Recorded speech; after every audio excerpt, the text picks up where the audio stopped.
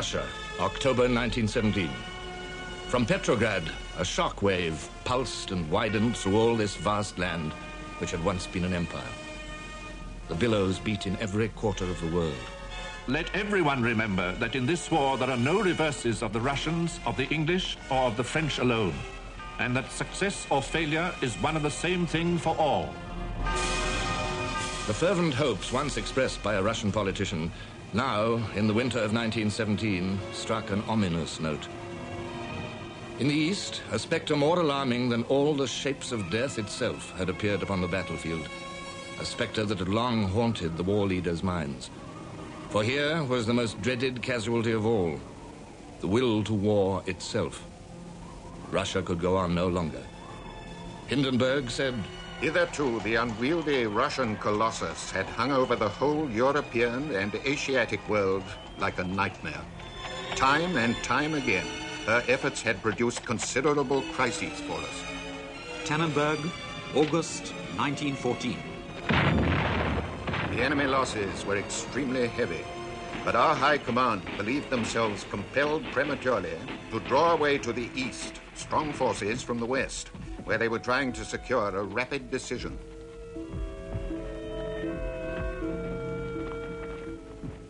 Masurian Lakes, February 1915. Mighty masses rolled up against us, overwhelming masses, each one larger than our whole force.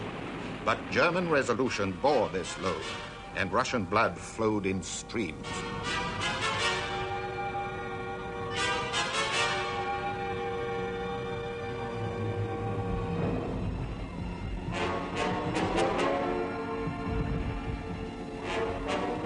Galicia, May 1915. The fearful and continuous tension of the situation in the Carpathians and its reaction on the political situation imperiously demanded some solution. We found ourselves compelled to send large forces there to keep up our pressure upon the enemy.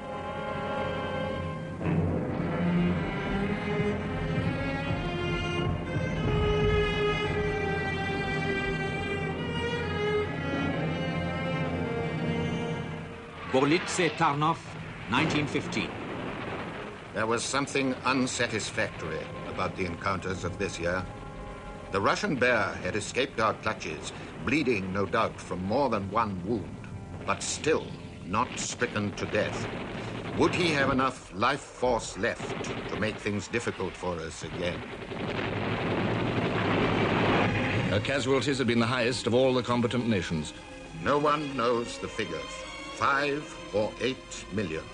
All we know is that sometimes in our battles with the Russian, we had to remove the mounds of enemy corpses from before our trenches in order to get a fresh field of fire against assaulting waves. Yet in 1916, the Russians had won a great victory over the Austrians in Galicia. The Germans and Austrians had had to stretch their manpower resources to the utmost to resist this blow.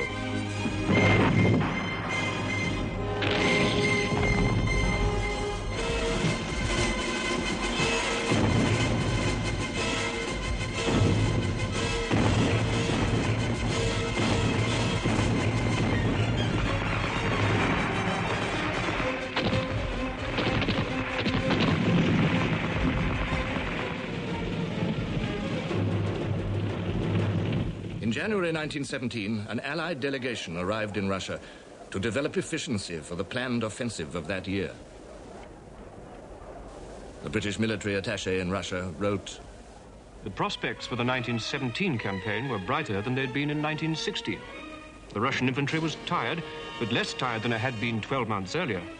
The stocks of arms and technical equipment were larger, and for the first time supplies from overseas were arriving in appreciable quantities."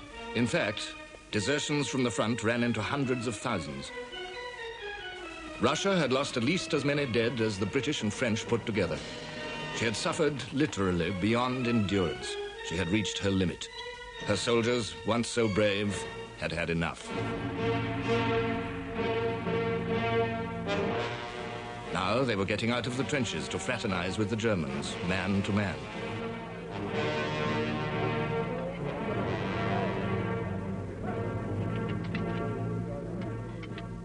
In the rear, industrialization had been changing the face of Tsarist Russia, drawing peasants into the towns and creating a new, incoherent proletariat.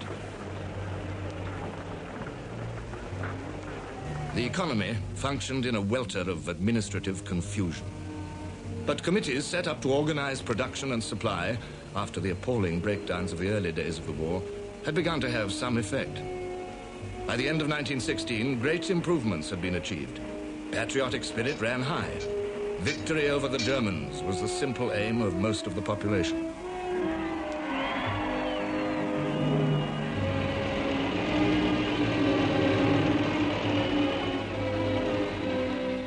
Pressure for more efficient management of the war was exerted by liberal politicians through the elected parliament, or Duma.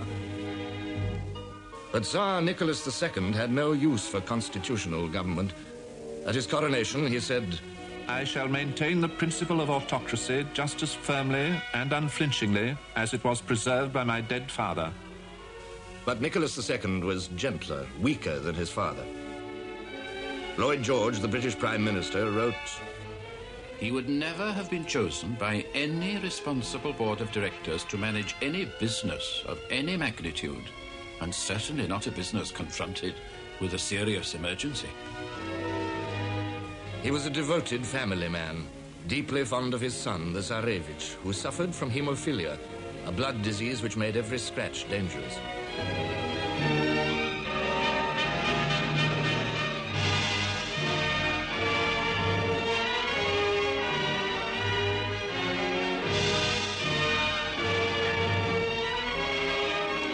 There was nothing the Tsar liked better than to be with his soldiers and sailors. In 1915, he had made himself supreme commander.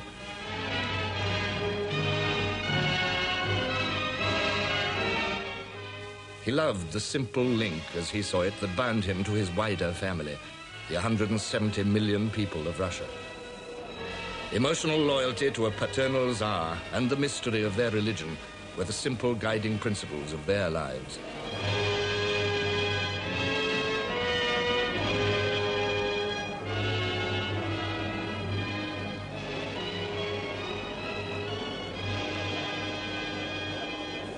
The life of the ordinary peasant was miserable. Often they lodged in the same single-room hovel with their animals, on earthen floors, with a hole in the roof for the smoke to escape. Their diet was poor, and the gross mishandling of wartime distribution meant that though food was there, many went hungry. Chaos in the rear had been aggravated too by the hundreds of thousands of refugees who had poured back into Russia in the early defeats.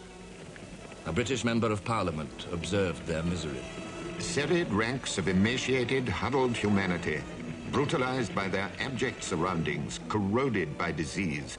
Men, women, and children of different races and languages crowded and congested like litters of pigs in an asphyxiating sty.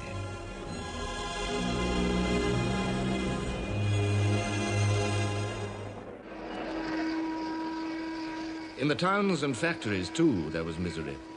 Strikes had been increasing sharply just before 1914. War, with its shortages and inflation, aggravated the unrest.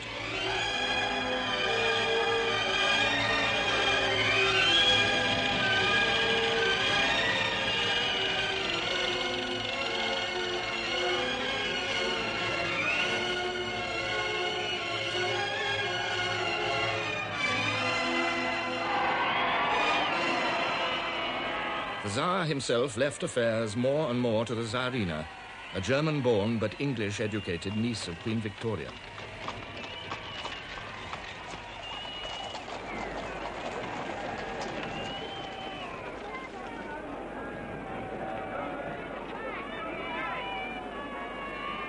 The Tsarina's close friendship with her spiritual advisor, the lecherous and drunken monk Rasputin, led to a widespread campaign against the entire Tsarist regime.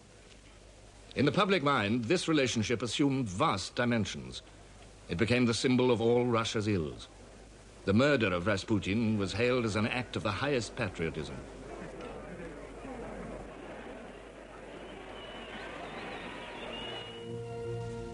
The winter of 1916-17 was particularly severe.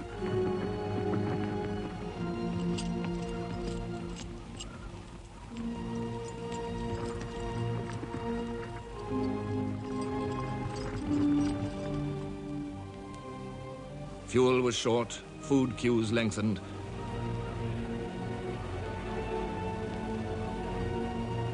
Pressures on the Tsar to change incompetent ministers continued from all sides.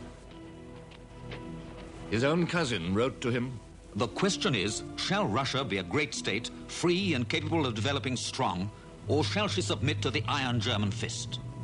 Certain forces are leading you and consequently Russia to inevitable ruin. It is absolutely indispensable that the ministers and the legislative chambers should work together. The existing situation, with the whole responsibility resting on you and you alone, is unthinkable." The British ambassador, Sir George Buchanan, doing what he could to keep Russia in the war, told the Tsar he must regain the confidence of his people.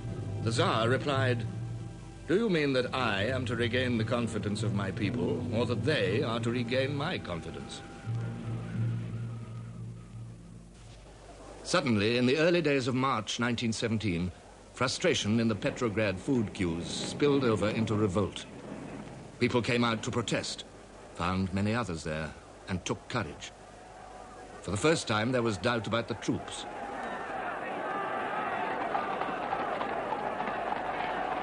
The Tsar, true to character, washed his hands of the embarrassing situation and went to the front, leaving matters to the Palace Guard and the Petrograd garrison.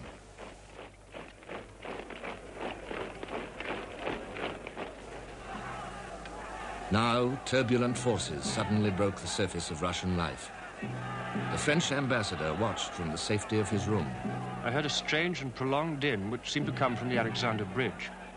Almost immediately, a disorderly mob carrying red flags appeared at the end which is on the right bank of the Neva, and a regiment came towards it from the opposite end.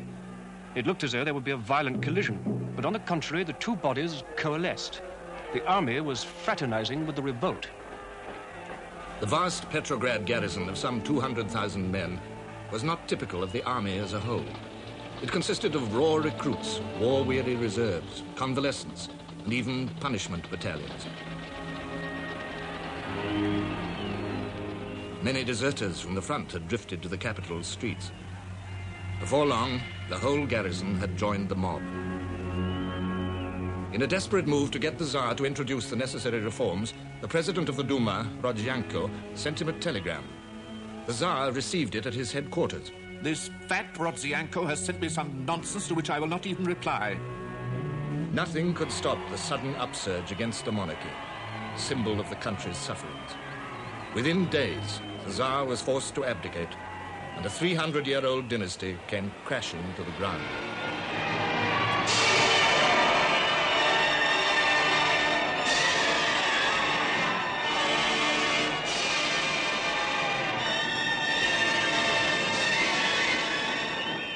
A general amnesty was declared, and political prisoners were set free among the jubilant crowds.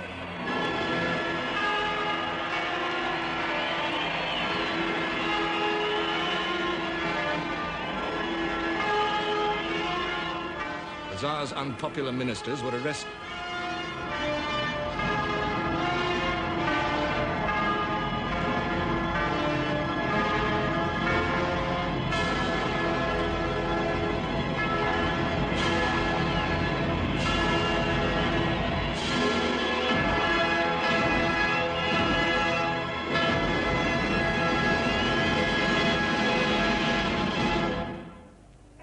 It is difficult to say how many lives were lost in the bloodless revolution, but according to most accounts, they were under 1,000. In Petrograd, thanks to the measures taken by the government, the town rapidly resumed its normal aspect and order generally prevailed. This was especially noticeable on the occasion of the burial of the victims of the revolution in the Champ de Mars on April the 5th, when a never-ending procession filed past in the most perfect order, from 10 in the morning till late in the evening. There were in all but some 200 coffins, and as each one was lowered into the grave, a salute was fired from the fortress. But no priests officiated at the ceremony, which was divested of any religious character.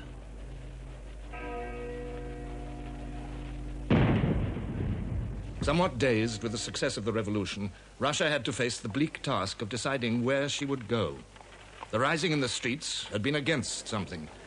Now the people had to decide exactly what it had been for. The wish to run the war more efficiently had given the revolution its spark, but hatred of the war had given it much of its momentum. In the confused situation that followed, responsibility fell upon the Duma, responsibility to make good their implied promises. Now they had to do better than the autocracy they had for so long criticized. A provisional government was formed with a liberal, Prince Lvov, as the first prime minister. A young socialist lawyer, Kerensky, became Minister of Justice. In the Allied capitals, where the events in Russia looked simpler than they were, the revolution was hailed as a triumph for the Allied cause. The London Times commented, "The army and people have joined hands to overthrow the forces of reaction which were stifling the national aspiration and strangling the national efforts." Lloyd George declared in the House of Commons, "We believe that the revolution is the greatest service the Russian people have yet made to the cause for which the Allied peoples have been fighting." In America, herself about to enter the war on the Allied side, the revolution seemed providential. The Secretary of State declared, "The revolution in Russia has removed the one objection to affirming that the European war was a war between democracy and absolutism." In Petrograd, one of the provisional government's first acts was to declare that it would loyally maintain its alliances and do everything in its power to carry the war to a victorious conclusion. The French ambassador reported, "Patriotism, intelligence, and honesty could be read on every face. But the task they have undertaken is patently beyond their powers. Heaven grant that they do not collapse under it too soon." The new government's task was complicated by the fact that a quite separate revolutionary body convened itself in the same building, the Soviet. The Soviet, or Council, claimed to represent factory workers and soldiers. Its majority wanted to continue the war to defend the revolution. But one of the Soviets' first acts had been to issue Order Number 1 to the army, directed against the powers and status of officers and setting up soldiers' councils. In this uneasy alliance, the provisional government had to accept the Soviets' order. A struggle for the soul of Russia now began. A French observer noted, Groups were constantly forming without actual reason in the capital streets. One man would enter a discussion with another, and passers-by would listen in. The crowd thus witnessed open exchanges of political opinions in the course of which opposing ideas were pitted against one another. Groups were constantly forming and dispersing. At first sight, the crowd appeared to be full of unrest. Actually, it was only idle. The Germans had always regarded a revolution as their best hope for an early defeat of Russia. Now was the time to ensure the outcome. They saw as their instrument Lenin, leader of the Bolshevik group among the Russian revolutionaries. Lenin had spent the war years quietly in Switzerland with his wife, Krupskaya. The Germans had so far made little contact with them, finding other revolutionaries more cooperative. Lenin himself was no pro-German. Pitilessly single-minded, he saw all the warring nations as capitalist imperialists. He wanted peace and worldwide revolution against capitalism. As late as January 1917, he had said, "We of the older generation may not live to see the decisive battle of this coming revolution." When revolution, in fact, came only 2 months later, he was unimpressed. The militant monarchy in Russia has been followed by a militant republic, a republic of capitalists who want to continue the imperialist war and to adhere to the robber treaties of the Tsarist monarchy. Lenin's belief in peace at any price was at variance with both the Petrograd Soviet and even many Bolsheviks. Now, in Churchill's words, the Germans transported Lenin like a plague bacillus from Switzerland into Russia. He arrived in Petrograd on April the 16th, determined to capture control of the revolution. But his moment was not quite yet. The man of the moment was Kerensky. Unlike Lenin, this socialist lawyer, a compelling orator, honest, shrewd, energetic, wanted to continue the war. Kerensky's efforts to reinvigorate Russian society in defense of the revolution against German imperialism found a response among the Petrograd crowds. A freedom loan launched to support the revolution had a great success.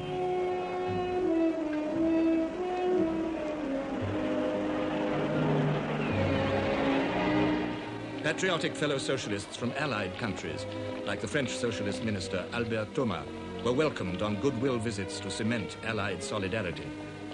Thomas was tremendously impressed. With eyes sparkling as he glanced about him, he said to the French ambassador, Now we see the revolution in all its grandeur and beauty. The whole strength of the Russian democracy lies in its revolutionary fervor. Kerensky alone is capable of establishing, with the aid of the Soviet, a government worthy of confidence. Soon, Kerensky was Minister of War in a new government, which included members of the Soviet.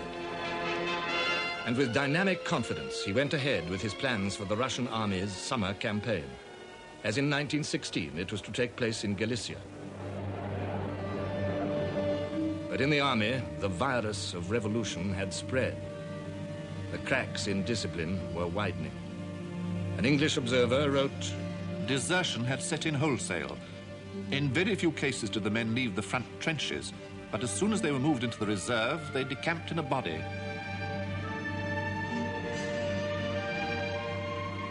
The movement was something elemental. They packed even the roofs of the railway carriages. A photograph of such a scene was published in England under the title, Russian Soldiers Hasten to the Front. The Germans purposely left the front inactive to encourage this crumbling of Russian discipline.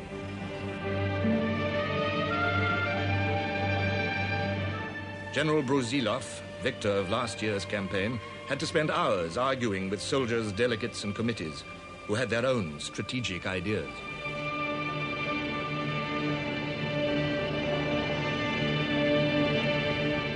However, Brusilov was optimistic.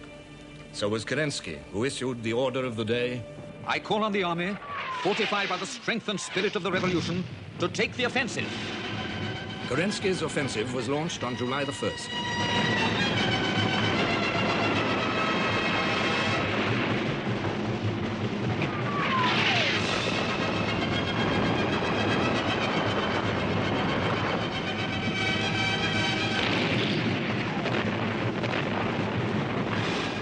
There were some initial gains.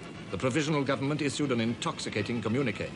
July 1st has shown to the whole world the might of a revolutionary army, organized on democratic lines and inspired by a firm belief in the ideas of the revolution. It was a pipe dream. After a few days of partial breakthroughs, the Russian offensive petered out.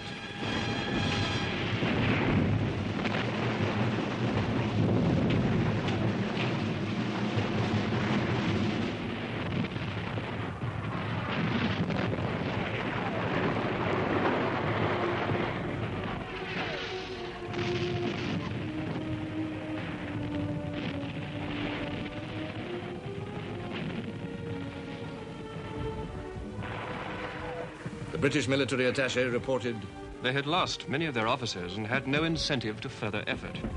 In fact, they knew they could retire without fear of being punished.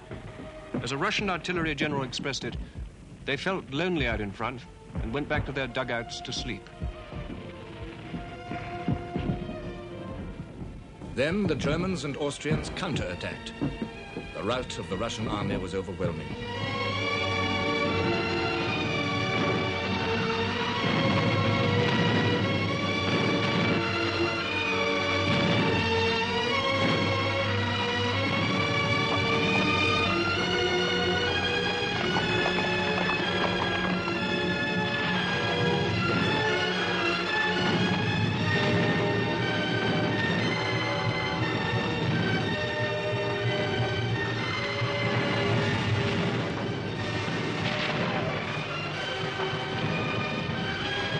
The real meaning of the revolution now made itself felt.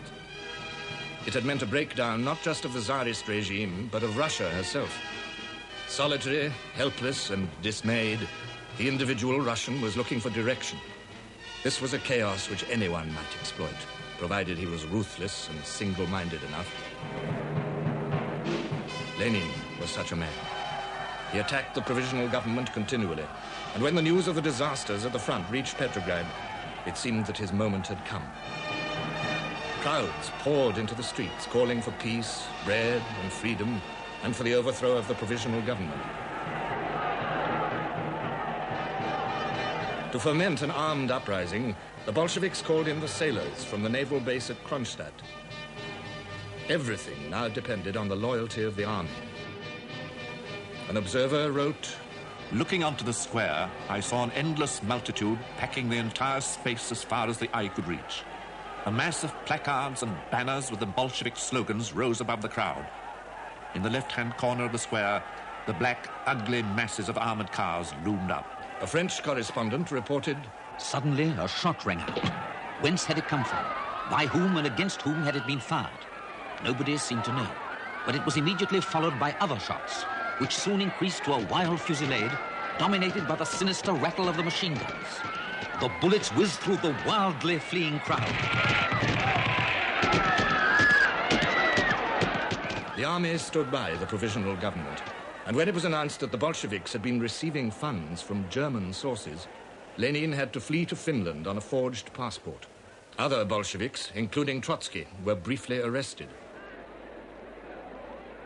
General Kornilov, the commander-in-chief, was not satisfied with the government's efforts to restore order and continue the war. With his troops, he began a march on Petrograd. But Kerensky, afraid of being branded as a counter-revolutionary, refused to accept his support. He even enlisted Bolshevik aid to stop Kornilov, and thus armed his worst enemies. Trotsky set about drilling the workers into a Bolshevik armed force, the Red Guard. They were to act as shock troops when the moment came for the Bolsheviks to strike. And that moment was now not far off.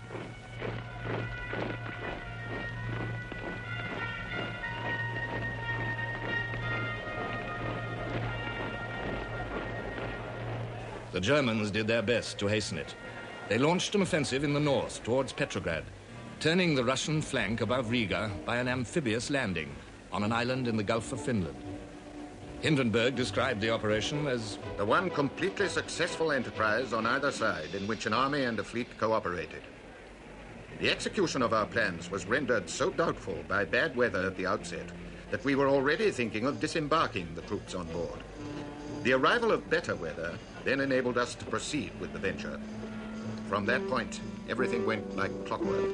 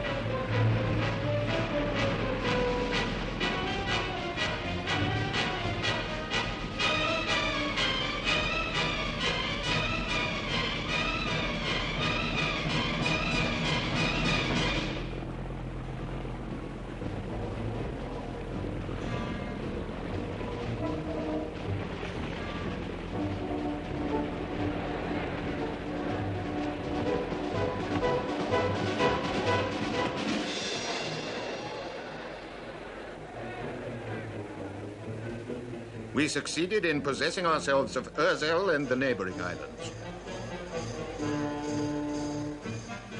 One more pressure was thus added to the sense of crisis in the capital.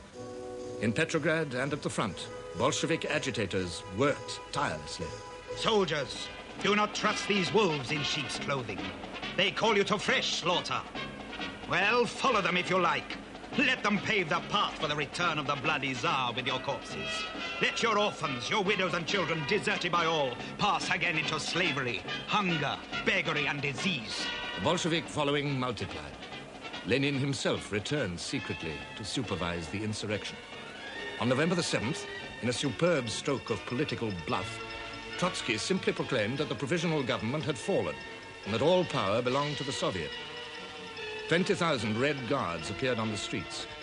Bolshevik oratory and subversion worked among the troops. During the next few days, Trotsky's statement became an accomplished fact.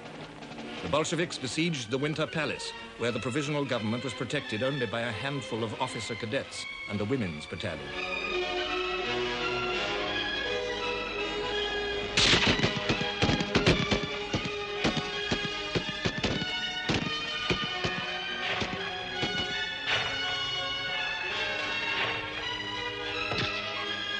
In a matter of hours, the Bolsheviks captured the palace and arrested the provisional government. The provisional government, like the Tsar before it, had fallen without a struggle. Now Lenin could honor his promise of peace. An armistice was arranged with the Germans, and Russian emissaries went to meet them at Brest-Litovsk. The two sides made a strange contrast. The Germans, stiff, correct, experienced, apparently with all the cards in their hands. The Russians, nervous, uncertain, but with at least one good card. They could play for time. To counter the ever-tightening stranglehold of the Allied blockade, the Germans and Austrians desperately needed access to the vast granaries of the Ukraine. They therefore made a separate peace with the independent anti-Bolshevik government of the Ukraine. A peace treaty with Romania, now near the end of her tether, followed.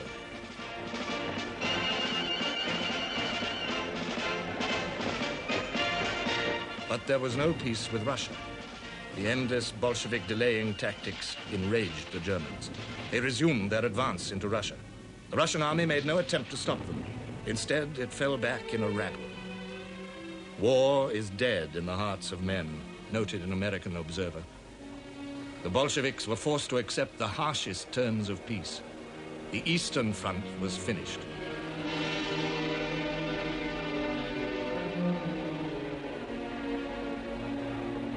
Hindenburg said, "In spite of the conclusion of peace with Russia, it was even now impossible for us to transfer all our effective troops from the East. It was absolutely necessary for us to leave behind strong German forces. Our operations in the Ukraine were not yet at an end. We had to penetrate into their country to restore order there. Only when this had been done had we any prospect of securing food from the Ukraine. Of a very different import was the military assistance which in the spring we sent to Finland in her war of liberation from Russian domination. The Bolshevik government had not fulfilled the promise it had made us to evacuate this country. We hoped, by assisting Finland, to get her on our side.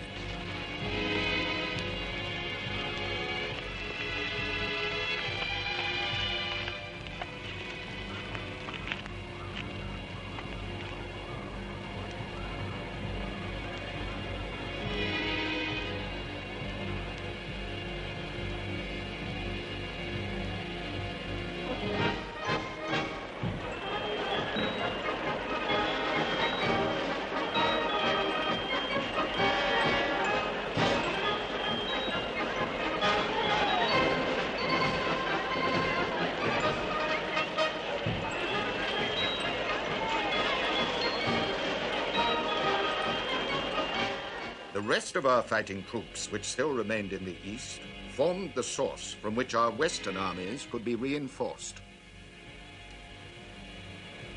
Now the patient, enduring German army might at last bring off the decisive victory which had escaped its grasp.